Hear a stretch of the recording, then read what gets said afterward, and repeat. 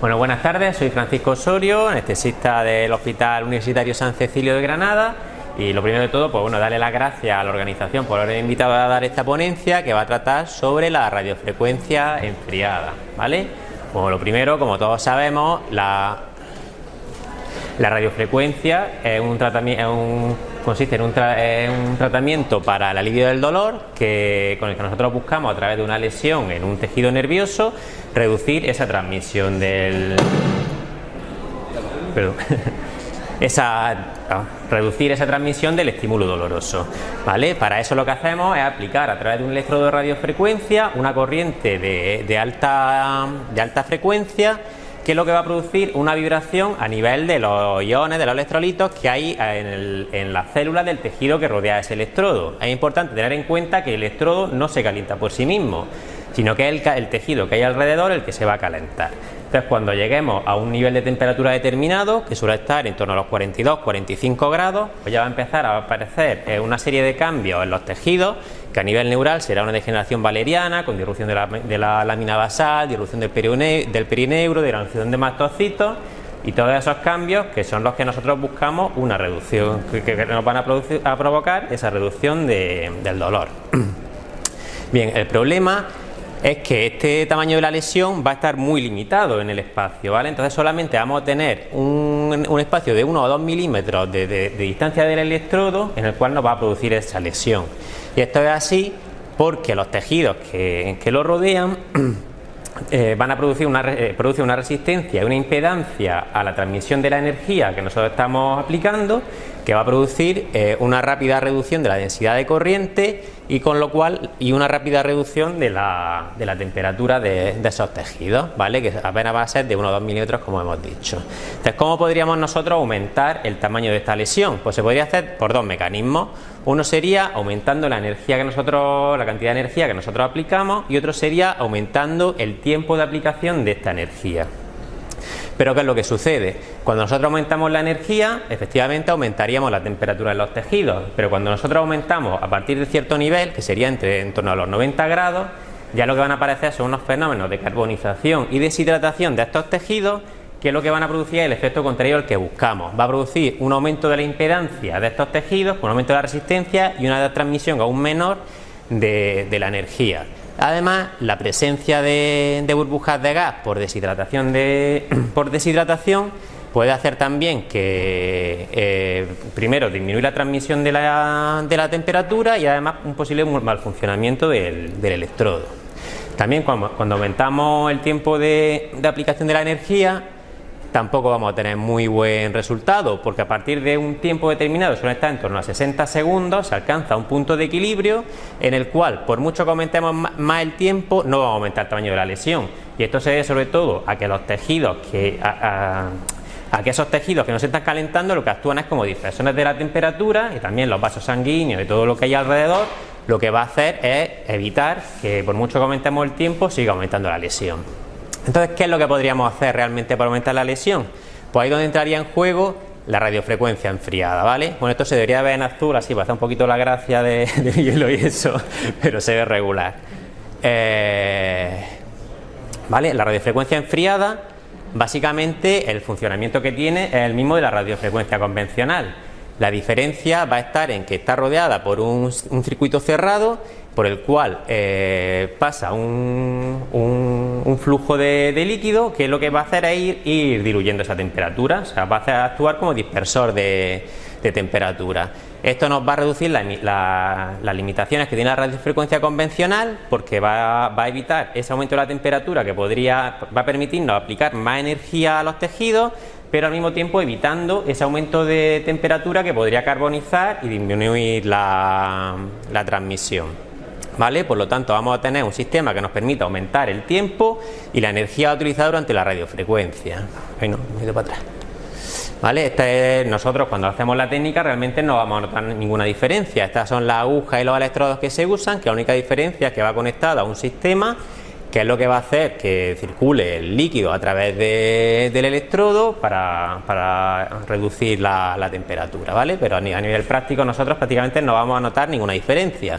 Lo único que la programación, mientras que en la radiofrecuencia convencional se suele usar 90 segundos y 80 grados de temperatura es la programación habitual que solemos usar. En la radiofrecuencia enfriada se programa 60 grados y más tiempo, se programa unos 150 segundos. También la diferencia es que mientras que en la radiofrecuencia convencional tenemos una amplia gama de agujas que utilizamos con diferentes calibres, diferentes tamaños de punta activa, en la radiofrecuencia enfriada está más limitado el material que disponemos. Normalmente se usan agujas de calibre 17 con punta activa de 4 milímetros. Vale, pues nosotros con estos cambios en el sistema, con esta refrigeración, por decirlo de alguna manera, buscamos producir una diferencia en la geometría de la lesión que queremos producir. ¿Vale? Sobre esto, aquí no se ve la imagen, pero bueno. Sobre esto hay varios estudios, este es uno de los más recientes, en el cual se estudiaba la diferencia en la geometría de la lesión entre la radiofrecuencia enfriada, la radiofrecuencia convencional y radiofrecuencia convencional con punta desplegable, ¿vale? Y esto con diferentes calibres de aguja, de electrodo que diga, ¿vale? La diferencia más importante que nos vamos a encontrar es que mientras que en la radiofrecuencia enfriada vamos a tener una lesión con forma de elipse, como sabemos en la radiofrecuencia convencional la lesión es más elipsoide, ¿no? Un poquito más ancha aquí por los laterales y más estrecha con la punta. Y sobre todo la principal diferencia que vamos a tener es que mientras que en la radiofrecuencia convencional el tamaño de la lesión distal desde la punta está muy disminuido, en la radiofrecuencia enfriada vamos a tener mucha más distancia, ¿vale? Aquí pues tenemos una tabla con las diferentes mediciones, con los diferentes tipos de agujas, y a recalcar sobre todo pues esto sería la distancia desde la punta, en el cual vemos que la radiofrecuencia enfriada puede ser prácticamente el doble que en los demás tipos de lesión, y el volumen total de la lesión es también mucho mayor, ¿vale? De prácticamente el doble. Además, con estas diferencias que serían estadísticamente significativos, esta otra manera de verlo que se ve gráficamente muy bien cómo son esas señales, esas diferencias, ¿vale? Esta sería tal y como se produce la lesión en la pechuga de pollo. Y también es importante tener en cuenta que cuando lo hacemos esta técnica sobre el tejido neural, aparte de ser mayor la lesión, ¿vale? Esto sería la radiofrecuencia enfriada, la zona central que estaría más cerca del electrodo, en el cual producimos una primera zona de lesión a los 60 grados que tenemos programados.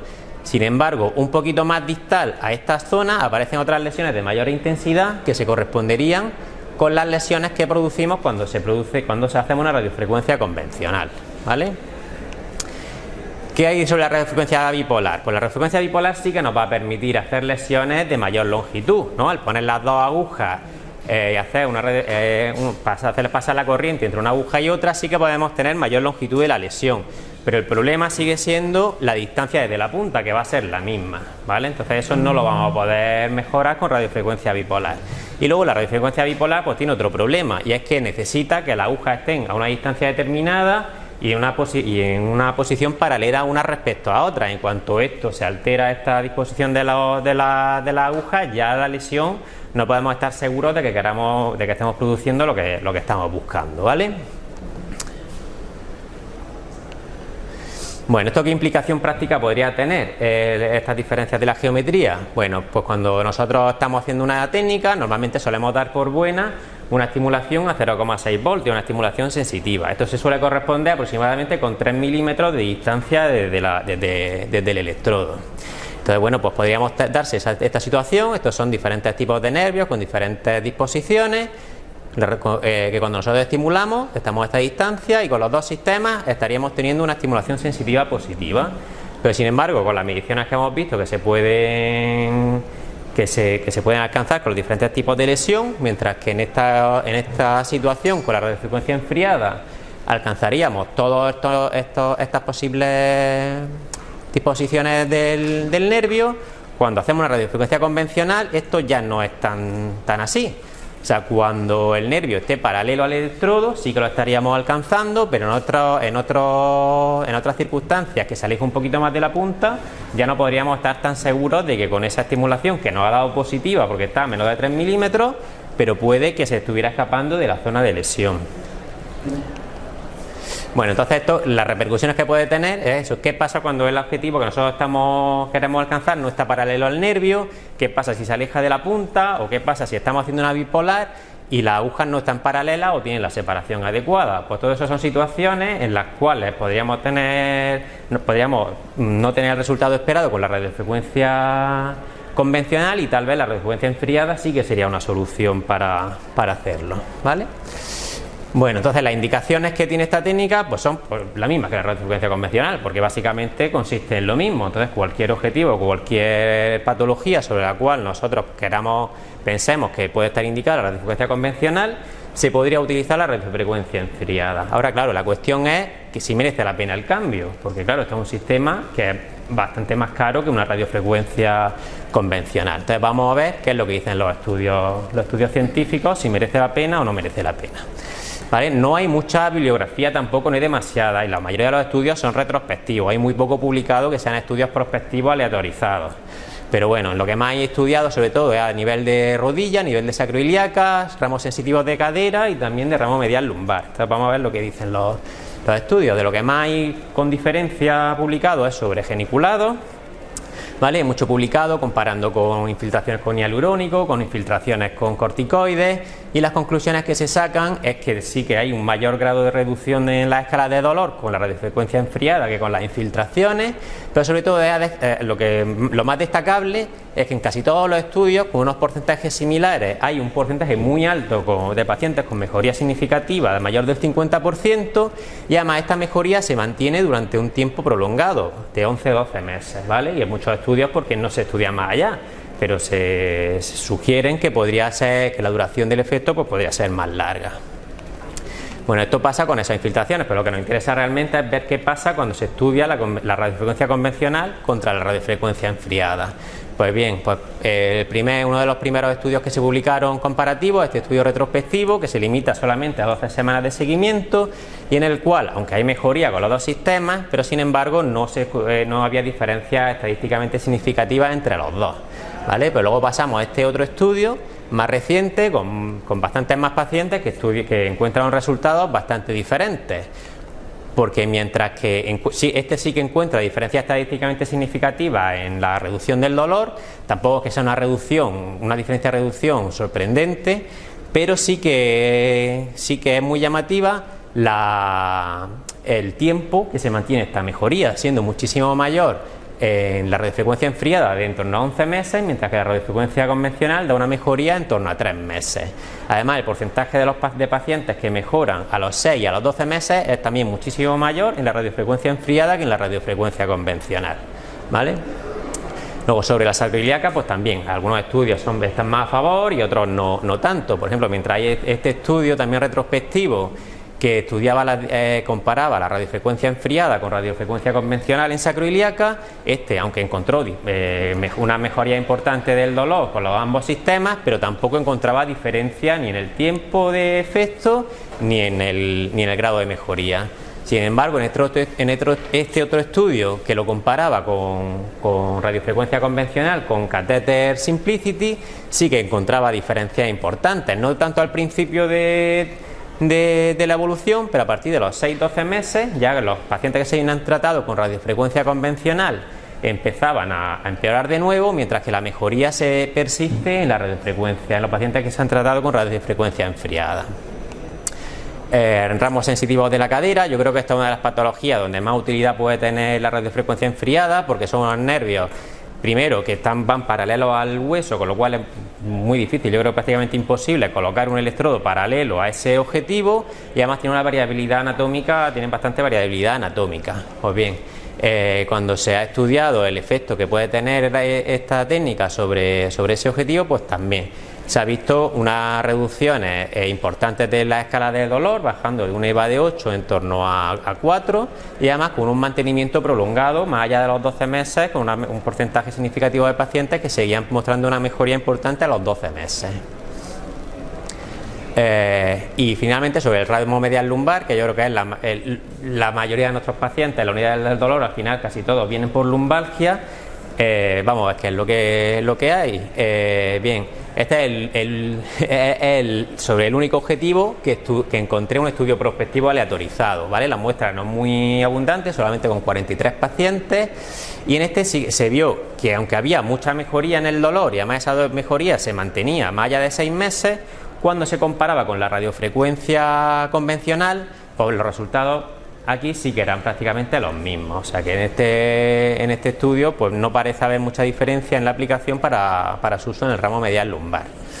Vale, voy a las conclusiones que saco yo sobre esta técnica. Es que es una técnica que nos aporta mayor flexibilidad para abordar el objetivo, que tiene utilidad sobre todo cuando su abordaje en paralelo es complicado por la disposición anatómica que tenga, como puede ser en geniculado, en cadera, sacroiliaca y para ramos periféricos. Sin embargo, en otros objetivos, en los cuales la técnica ya sí que presupone que el electrodo va a estar muy paralelo al nervio, pues a lo mejor su utilidad puede ser más dudosa, pero bueno, faltan estudios por realizar. Y luego también otro tema que yo creo que eso habrá que estudiarlo y ver qué es lo que ocurre, es el efecto del campo electromagnético, porque como hemos dicho, esta técnica aplica mucha más energía que la radiofrecuencia convencional. Esta mayor energía va a provocar un mayor campo electromagnético y, como sabemos, por el efecto de la radiofrecuencia pulsada, esto también podría tener un efecto analgésico per se. Entonces habría que ver también, dilucidar hasta qué punto, aparte del tamaño de la lesión, este efecto de campo electromagnético nos puede ayudar. Y ya está, que como casi siempre, porque son más estudios necesarios, más estudios de calidad, estudios que sean prospectivos, aleatorizados, para tener una idea más clara de cuál es la utilidad real de esta técnica. Pero yo creo que con la evidencia que está empezando a ver, yo creo que sí que tiene su indicación y su uso para determinados objetivos, no para todo, como todo en la vida, pero creo que sí que tiene su utilidad para determinadas técnicas. Y nada más, muchas gracias y